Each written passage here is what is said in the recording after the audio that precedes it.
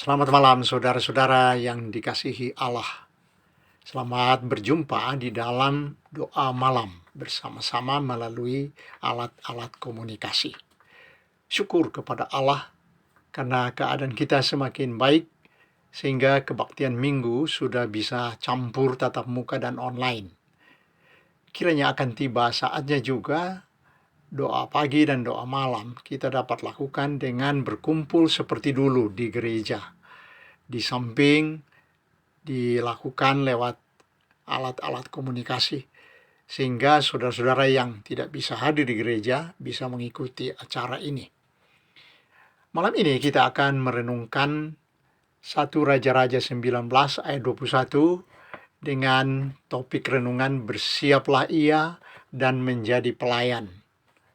Yaitu kisah bagaimana Elisa menjawab panggilan menjadi pelayan Tuhan bersama Elia. Bacaan ini juga akan menjadi bacaan pertama dalam kebaktian hari Minggu yang akan datang, tanggal 26 Juni 2022. Mari kita menyanyi bersama-sama NKB 181B ayat 1 dan 2. Tuhan, ambil hidupku.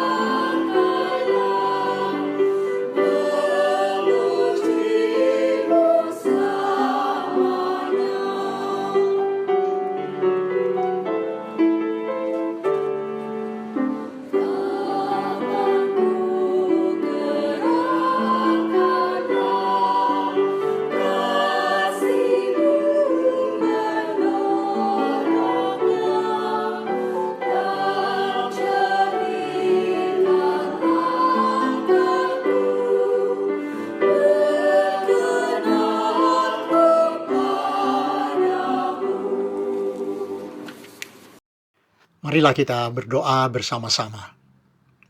Syukur ya Bapa atas saat yang dikaruniakan malam ini untuk kami. Di dalamnya kami bertemu untuk bernyanyi, berdoa, dan mendengarkan sabda Tuhan. Tidak hanya mendengarkan berita yang menyenangkan seperti penyelamatan dan pengampunan Tuhan atas kami, tetapi juga berita tentang dorongan atau semangat untuk melayani pekerjaan-Mu selama kami dapat melakukannya. Elia dan Elisa menjadi contoh bagi kami untuk rajin dan tekun bekerja dalam ladang Tuhan. Terangi dan kuatkanlah hati kami sehingga kami selalu senang melakukan tugas-tugas yang tersedia bagi kami dalam pekerjaan-Mu yang besar dan luas, sesuai karunia yang Tuhan berikan kepada kami. Sehingga kami terhindar dari sikap dan kebiasaan orang Kristen yang hanya senang menerima keselamatan, pengampunan, hidup yang kekal, dan macam-macam berkat dari Tuhan, tetapi malas dan ogah-ogahan mengambil bagian dalam tugas pelayanan yang Tuhan sediakan. Kami didorong untuk menjadi orang yang suka melayani dan tidak hanya minta dilayani, suka memberi dan tidak hanya minta diberi. Kami mohon dalam Kristus. Amin. Marilah saudara-saudara, kita membaca 1 Raja 19 ayat 21. Lalu berbaliklah ia daripada Elia. Ia mengambil pasangan lembu itu, menyembelihnya, dan memasak dagingnya dengan bajak lembu itu sebagai kayu api. Ia memberikan daging itu kepada orang-orangnya, kemudian makanlah mereka. Sesudah itu bersiaplah ia, lalu mengikuti Elia dan menjadi pelayannya.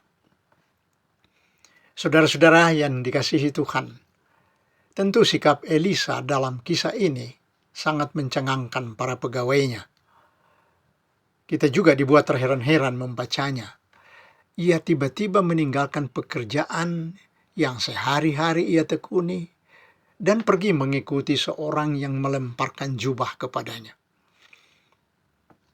Ia lalu mengadakan perpisahan dengan para pegawainya di tempat itu juga.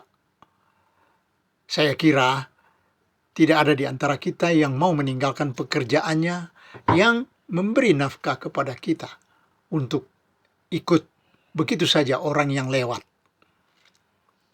Saudara-saudara, Elisa ini rupanya dari keluarga petani yang kaya. Dikatakan ia dan pegawainya membajak ladang dengan 12 pasang lembu. Ya, ayat 19.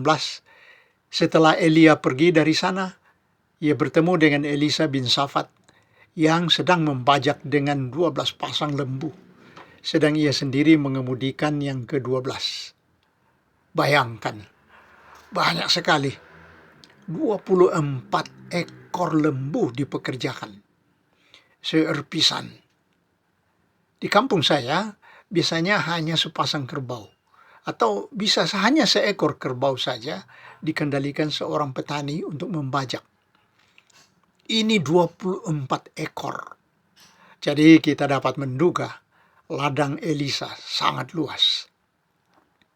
Pastilah ladang itu memberikan hasil yang berlimpah ruah untuk menafkahi seluruh keluarga dan menggaji banyak pegawai.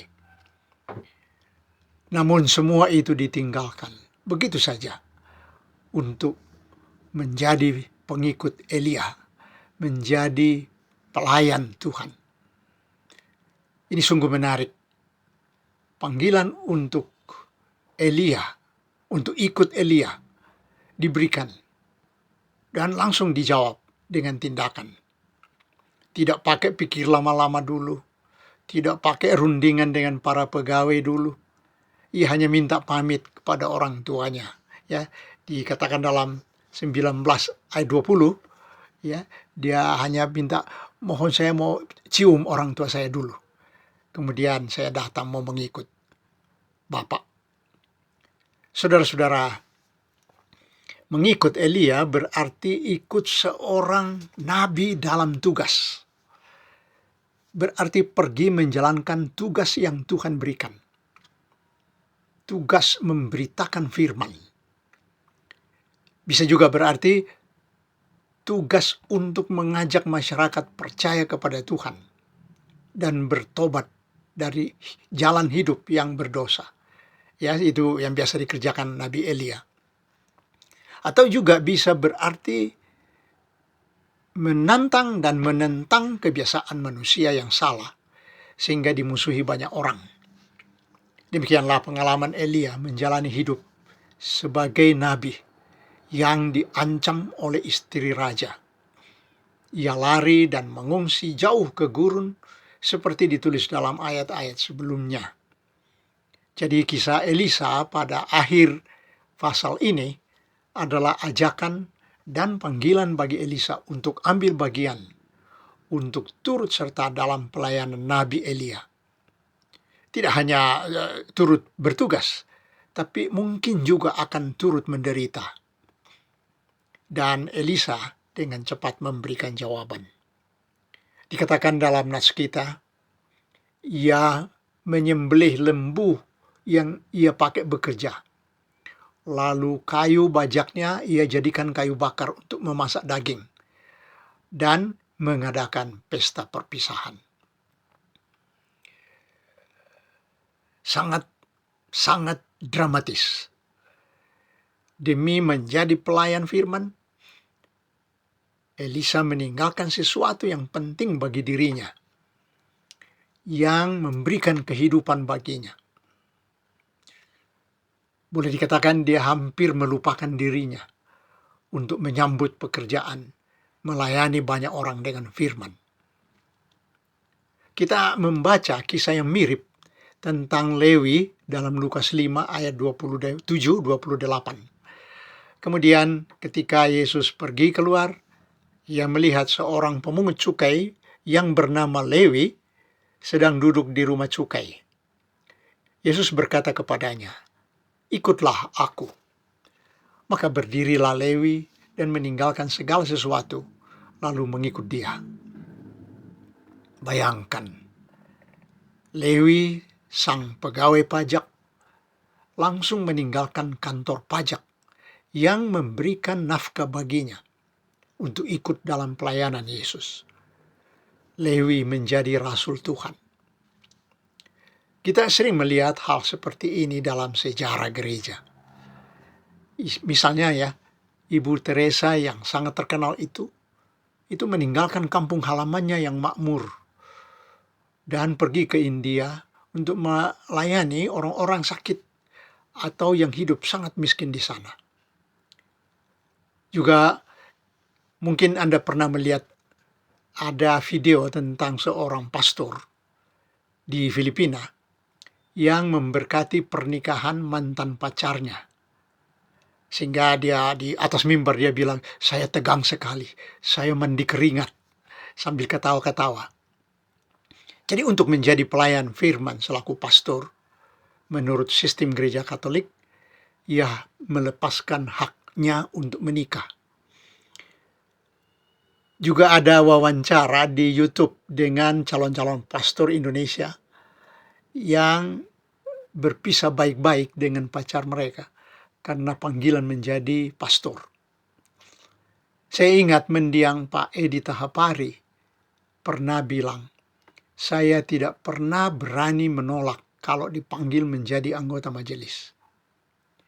Jadi banyak sekali orang yang karena tugas menjadi pelayan, itu ada banyak hal dalam hidupnya yang dia nomor duakan atau bahkan dia lepaskan.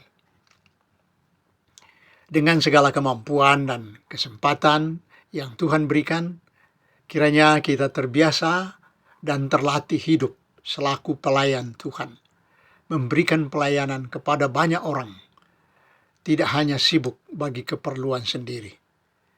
Kiranya Roh menolong kita. Amin. Marilah saudara-saudara, kita membawa doa syafaat kepada Tuhan. Dan sebagaimana biasa, dalam doa malam kita mendoakan hal-hal umum dalam masyarakat, bangsa kita, dan juga dunia. Mari kita berdoa. Ya Bapa yang pemilik seluruh bumi, kami bersyukur boleh membawa kepadamu hal-hal yang kami gumuli, khususnya dalam masyarakat Indonesia. Kiranya rahmat Tuhan dicurahkan atas bangsa ini, sehingga roh pemersatu, roh damai, menggantikan segala roh perpecahan, roh kebencian, roh dusta, khususnya di dalam menggumuli tahun politik. Kiranya Tuhan menuntun kami, sehingga ada nikmat-nikmat pesta demokrasi disiapkan dalam persatuan dan kedamaian bangsa. Jauhkanlah daripada pemimpin-pemimpin kami, jauhkanlah dari masyarakat segala hal yang merusak apa yang sudah ditata baik, yang sudah dibangun bersama-sama puluhan tahun, supaya kami tetap maju. Kami juga berdoa ya Tuhan, khusus di dalam menghadapi keamanan masyarakat. Ada hal yang menakutkan banyak orang, bahwa perbedaan-perbedaan di dalam bergaul sering menjadi sumber dari ketidaksukaan, saling memandang sebagai musuh. Perbedaan agama, perbedaan faham dalam satu agama, perbedaan suku bangsa, pandangan politik, sering membuat kami berkelompok-kelompok yang memandang satu sama lain sebagai lawan yang harus didiamkan, dikalahkan. Tolonglah pemerintah kami dalam menuntun bangsa ini. Bapak Presiden Joko Widodo, Bapak Wakil Presiden Ma'ruf Amin, dan juga para pemimpin yang lain, supaya bahu-membahu dan rakyat boleh menikmati kepemimpinan mereka sebagai orang yang disuruh Tuhan bekerja bagi kebaikan bangsa ini. Kami berdoa juga untuk dunia, ya Tuhan, bangsa-bangsa yang hari-hari ini sedang dilanda oleh kesulitan, oleh harga-harga pangan dan harga energi yang semakin naik. Bahkan sudah ada beberapa negeri yang menolak untuk mengekspor bahan makanan, gandum, beras, jagung. Oh Tuhan, tolonglah supaya bangsa kami boleh waspada dan mandiri dalam pangan. Sehingga lahan-lahan yang tidur yang sedang diusahakan pemerintah tetap ditanami dengan bahan makanan yang berguna bagi rakyat manakala situasi memburuk. Juga kenaikan energi, harga-harga, goncangan harga energi. Betapa sukar bangsa dalam bergaul sekarang ini karena perang. Sehingga banyak yang menahan untuk energinya dibawa ke luar negeri. Atau ada tapi mahal. Sehingga dunia sedang ada di dalam kewaspadaan dan ketakutan. Kami berdoa supaya Tuhan menolong agar ada kedamaian, ada upaya untuk menyelesaikan perang. Sehingga apa yang dirindukan masyarakat boleh dinikmati sebagai bumi yang diciptakan Tuhan bagi kami. Dengarlah kami memohon supaya kami boleh hidup dalam sejahtera Tuhan. Kami mohon dalam Tuhan Yesus Kristus yang mengajar kami berdoa. Bapa kami yang ada di sorga, dikuduskanlah namamu. Datanglah kerajaanmu, jadilah kehendakmu di bumi seperti di sorga. Berikanlah kepada kami pada hari ini makanan kami yang secukupnya. Dan ampunilah kami akan segala kesalahan kami, seperti kami juga mengampuni orang yang bersalah kepada kami. Dan janganlah membawa kami ke dalam pencobaan, tapi lepaskanlah kami daripada yang jahat. Karena Engkaulah yang empunya kerajaan dan kuasa dan kemuliaan sampai selama-lamanya. Amin.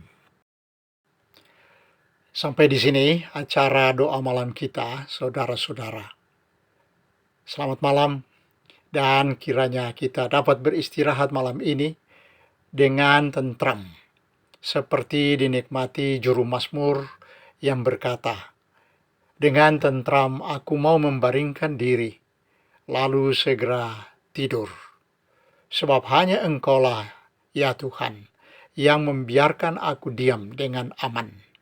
Mazmur 4 ayat 9. Atau mungkin ada di antara kita yang masih harus menyelesaikan tugas-tugas pada hari ini. Selamat beraktivitas di dalam tuntunan dan naungan Tuhan. Amin.